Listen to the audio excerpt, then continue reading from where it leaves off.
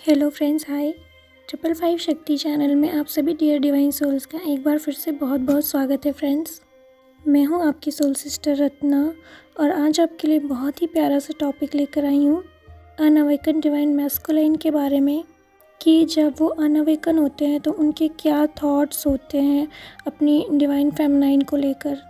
जब वे पहली बार मिलते हैं, पहली बार देखते हैं, नोटिस करते हैं, जब बबल फेज़ होता है, जब सेपरेशन होता है और फिर जब उनकी अवेकनिंग होती है तब उनके क्या थॉट होते हैं। तो इन सारी चीज़ों के बारे में बात करेंगे फ्रेंड्स। ये नॉलेज मैं आपको अपने एक्सपीरियंस से और कुछ डिवाइन मैस्कुलाइन के पर्सपेक्टिव जिन्होंने अवेकन होने के बाद अपनी अनअवेकनिंग के टाइम की जर्नी को शेयर किया। ये आपको इसलिए जानना चाहिए डिवाइन फेमिनाइन्स, क्योंकि आप बहुत कंफ्यूज रहती हैं कि वो क्या सोचते होंगे, या कभी कभी आप इनर वर्क करते करते थक जाती हैं, या आप उन्हें धोखेबाज समझते हैं या उन्हें कर्स करते हैं। इसीलिए फ्रेंड्स, एक्चुअल में सच क्या है ये जानना बहुत ज़रूरी है। तो चलिए फ्रेंड्स, शुरू करते हैं। शुरुआत में जब मिलते हैं पहली बार, जब आई कांटेक्ट होता है और लव स्टार्ट होता है, तभी से बबल फेस का स्टार्टिंग होता है। और बबल फेस तो बहुत ही खूबसूरत होता है। वे फेमिनाइन के बारे में सबसे पहले यही सोचते हैं कि ये लड़की सबसे अलग है जितनी भी लड़कियां उन्होंने आज तक देखी होंगी। एक्चुअली डिवाइन मैस्कुलाइन भी ऐसे होते हैं कि उनको अपनी लाइफ में बहुत सारे धोखे मिले होते हैं। उन्हें भी अक्सर उनके वाइब्रेशन की कोई लड़की मिलती नहीं है। वो भी कहीं ना कहीं अपनी लाइफ में अनसेटिस्फाई होते हैं अपनी रिलेशनशिप से, अपनी गर्लफ्रेंड से, और अगर शादी हो गई है तो अपनी वाइफ से भी। तो जब वो डीएफ को देखते हैं, उसको नोटिस करते हैं, तो उन्हें भी स्ट्रॉन्ग सोल इंट्यूशन होता है कि ये लड़की बहुत अलग है, बहुत अच्छी है। वो आपसे लेकर आपके बिहेवियर से जुड़ी एक एक चीज़ को नोटिस करते हैं और हर बार यही पाते हैं कि आप बिल्कुल उनकी ड्रीम गर्ल जैसी हो। उनके भी दिमाग में ये ख्याल आने लगता है कि आप उनकी वाइफ बनने के लिए बिल्कुल परफेक्ट हो, और वो आपको लेकर बहुत सारे सपने देखते हैं। लेकिन फ्रेंड्स, ये सपने ज़्यादा दिन तक कहाँ चलने वाले हैं। जल्दी ही सेपरेशन क्रिएट करने के लिए इस सपने को यूनिवर्स एक एक करके तोड़ना शुरू कर देती है। यूनिवर्स अंदर की निगेटिविटी सरफेस पे लाने लगती है, मिररिंग होने लगती है, ट्रिगर्स भी होने लगते हैं, जिसकी वजह से एक बार फिर डीएम को और डीएफ दोनों को झटका लगता है। क्योंकि डीएम बहुत ज़्यादा लव करते हैं आपसे, उन्हें अपनी कंडीशन का अच्छे से पता है। उन्हें खुद अपनी हाई लव इंटेंसिटी पता है। उन्हें पता है कि आप उन्हें छोड़ देंगे तो उन्हें बहुत प्रॉब्लम होने वाली है। इसलिए वे डरने लगते हैं कि कहीं फिर से कोई धोखा ना हो जाए, कहीं फिर से ये लड़की मेरे इमोशन का फ़ायदा ना उठा ले। क्योंकि अक्सर डीएम कार्मिक को बहुत ज़्यादा फेस करते हैं, तो उनकी लाइफ में पहले भी उनको बहुत सारे धोखे मिल चुके होते हैं। और इस रिलेशन में भी उनको अपनी इंटेंसिटी इतनी ज़्यादा लगने लगती है डीएफ के प्रति कि वे खुद अपने आप से डर जाते हैं कि इस रिश्ते में अगर उनका दिल टूटा तो वो बहुत ज़्यादा टूट जाएंगे, और इसीलिए वो अपने इमोशन को छुपाने की कोशिश करते हैं। फिर वो शुरू कर देते हैं ईगो दिखाना, अपने आप को अपने डीएफ से सुपीरियर दिखाना। वो पूरी कोशिश करने लगते हैं कि वो अपनी डीएफ के सामने स्ट्रॉन्ग दिखें। उनको ये लगता है कि ज़्यादा स्ट्रॉन्ग दिखाने से और ज़्यादा सुपीरियर दिखने से उनकी डीएफ खुद उनके प्यार में पड़ेगी और खुद सामने से आकर बोलेगी। फिर वो एक्सेप्ट करेंगे, क्योंकि उन्हें खुद का दिल टूटने का डर है, इसलिए वो खुद नहीं बोलना चाहेंगे। वो चाहते हैं कि डीएफ आके खुद उनसे बोले। डीएम अपनी डीएफ को बहुत ज़्यादा स्टॉक करते हैं फ्रेंड्स। वो उनका माइंड हमेशा रीड करने की कोशिश करते हैं, और अक्सर जो कमियां डीएम में होती हैं वही डीएफ में उनका स्ट्रॉन्ग पॉइंट होता है।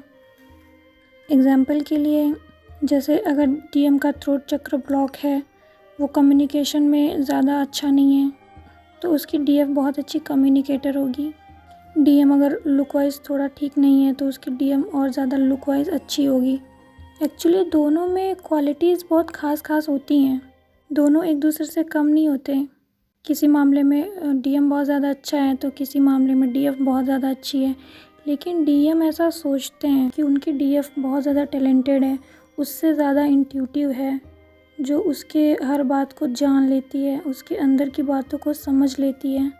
ऐसा उन्होंने किसी और लड़की में देखा नहीं इसके पहले, इसलिए वो अपनी डीएफ को बहुत ज़्यादा टैलेंटेड समझते हैं। और कुछ डीएम तो ऐसे भी होते हैं जिन्हें लगता है कि उन्हें बचपन से लगता है कि उनके लिए भी कोई परी जैसी लड़की आएगी एक दिन, जैसी लड़की वो चाहते हैं वैसी होगी, उनकी ड्रीम गर्ल जैसी होगी। जैसा उन्होंने अपने दिमाग में थॉट बना रखा होता है अपनी ड्रीम गर्ल का, वो भी किसी ऐसी लड़की का इंतज़ार कर रहे होते हैं जो उनके ड्रीम गर्ल जैसी हो। और बबल फेस के टाइम जब वो सपने देखते हैं तो उसमें यही सब सोचते हैं कि वो मेरे बिना बोलने से पहले ही सब समझ जाती है। उन्हें लगता है जैसे कि ये लड़की किसी अलग ही दुनिया से आई है जो बाकी किसी भी लड़की जैसी नहीं है।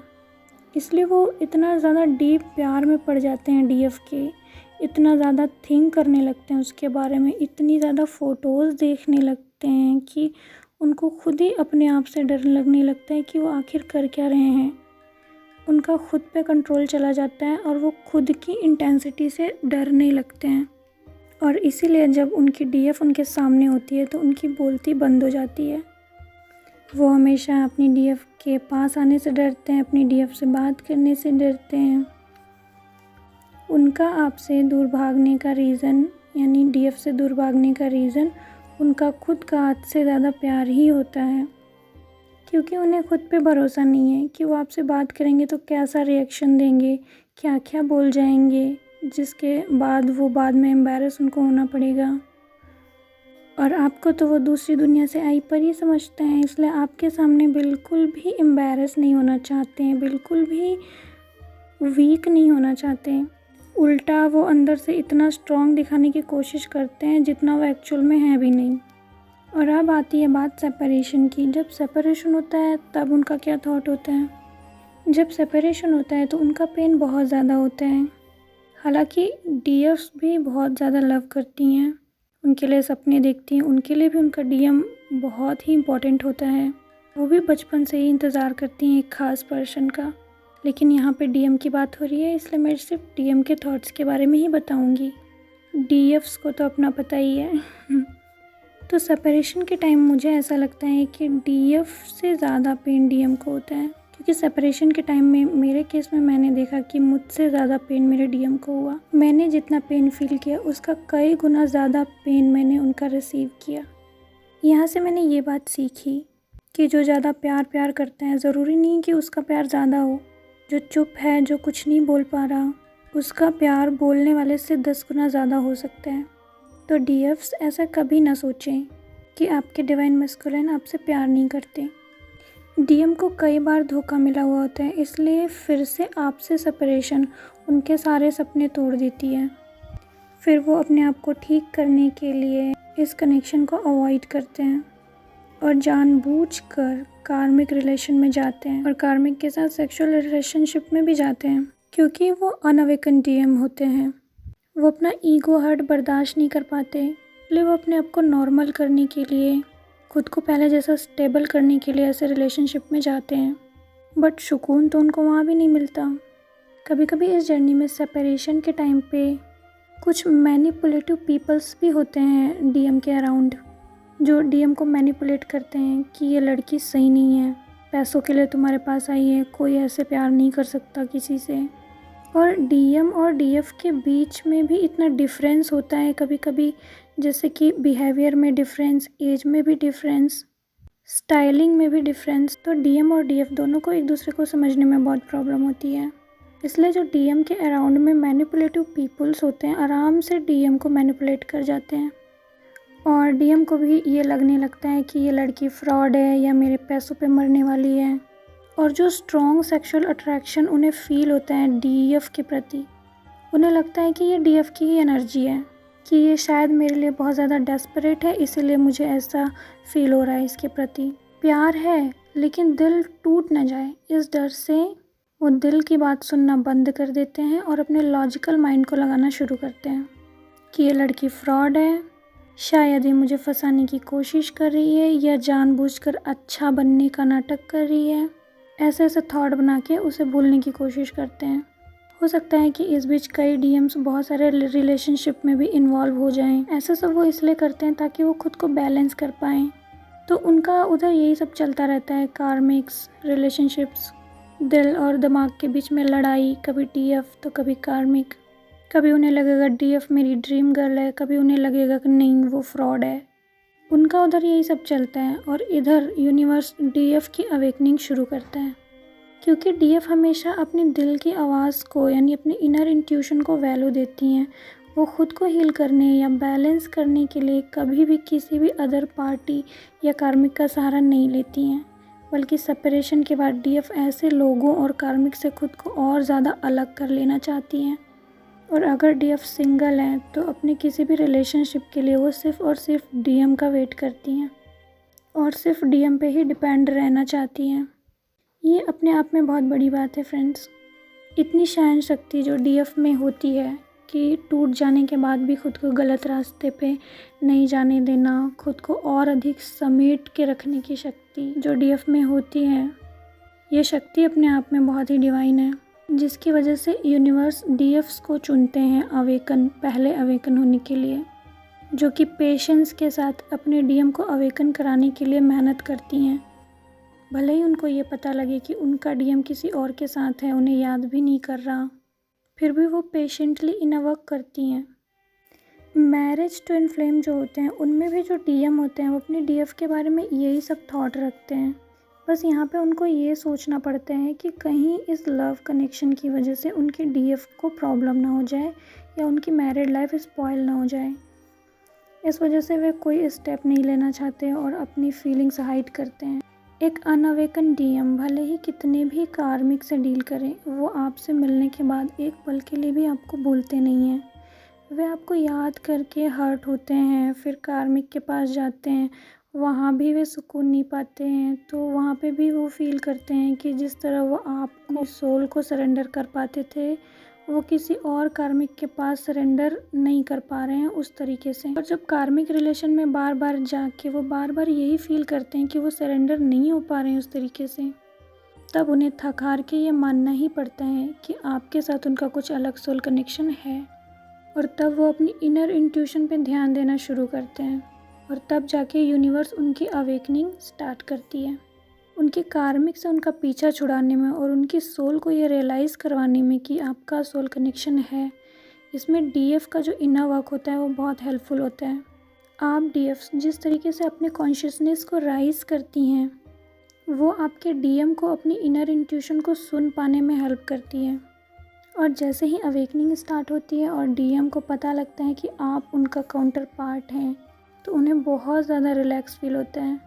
उनके आधे से ज़्यादा वुंड्स तो उसी समय हील हो जाते हैं जब उन्हें पता लगता है कि उन्हें आपके थ्रू कोई धोखा नहीं मिला। आप उनकी वही परी हैं जिनका वो हमेशा वेट किया करते थे। तो वहाँ पे जाके वो बहुत ज़्यादा रिलैक्स फील करते हैं और वहाँ पे उनके दिल और दिमाग की जो जंग है बंद हो जाती है और फिर शुरू होती है एक नई बैटल।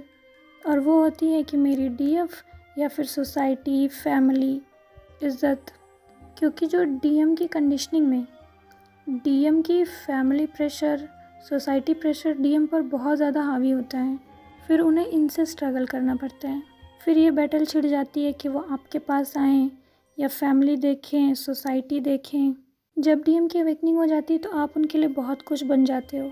आपको पाना उनका एक सपना होता है, बट उनको ये भी प्रॉब्लम होती है कि इसके लिए यानी खुद के लिए वो अपनी सोसाइटी या अपनी फैमिली को इग्नोर तो नहीं कर सकते। अवेकनिंग के बाद डीएम के थॉट में डीएफ हमेशा क्वीन की तरह ही रहती है, बट वो सोसाइटी से स्ट्रगल करते हैं, इसलिए आपके पास आने में उन्हें टाइम लगता है। लेकिन फ्रेंड्स, जो भी फैमिली इशू है उसको सॉल्व करके, सोसाइटी के पैटर्न्स को तोड़ के उन्हें आपके पास तो वापस आना ही होगा, क्योंकि रीयूनियन तो मस्ट है। और यहाँ पे भी डीएफ्स का इनर वर्क ही उनकी हेल्प करता है। इसलिए फ्रेंड्स, आप बिल्कुल मन लगा के चीज़ों को समझते हुए इनर वर्क कीजिए। और हाँ, जब बहुत समय तक आपका डीएम आपके पास वापस ना आए, तब आप एक चीज़ ज़रूर करें कि आप उनसे पूरी तरह से डिस्कनेक्ट हो जाएं, डिस्टेंस मेंटेन कर लें, अपनी एनर्जी के कॉर्ड्स भी कट कर लें, ताकि वो अपनी लाइफ में आपकी इम्पोर्टेंस को और अच्छे से समझ पाएँ और ये डिसीज़न ले पाएँ कि उनकी लाइफ में आप ज़्यादा इम्पोर्टेंट हो या फिर ये मटेरियलिस्टिक चीज़ें और सो कॉल्ड सोसाइटी। क्योंकि डीएम्स अक्सर सोसाइटी, फैमिली और मटेरियलिस्टिक चीज़ों में ही आके स्टक होते हैं और डीएफ्स की तरफ स्टेप नहीं ले पाते। इसलिए डीएफ्स को ये ज़रूरत पड़ती है कि वो डिस्टेंस मेंटेन कर लें, उनको अपने हाल पे छोड़ दें और अपना इनर वर्क करती रहें। इससे डीएम्स को बहुत ज़्यादा सोल पर्जिंग होती है, वो अपनी डीएफ की तरफ मूव ऑन कर पाते हैं। तो फ्रेंड्स, ये था मेरा आज का वीडियो। आई होप कि आपको अपने डीएम के थॉट्स को समझने में हेल्प हुई होगी। तो फ्रेंड्स, वीडियो अगर पसंद आया तो लाइक करें, चैनल को सब्सक्राइब करें। मैं आपको फिर मिलूँगी एक नए टॉपिक, एक नई गाइडेंस के साथ। तब तक के लिए फ्रेंड्स, ओम नमः शिवाय, ओम साईं राम।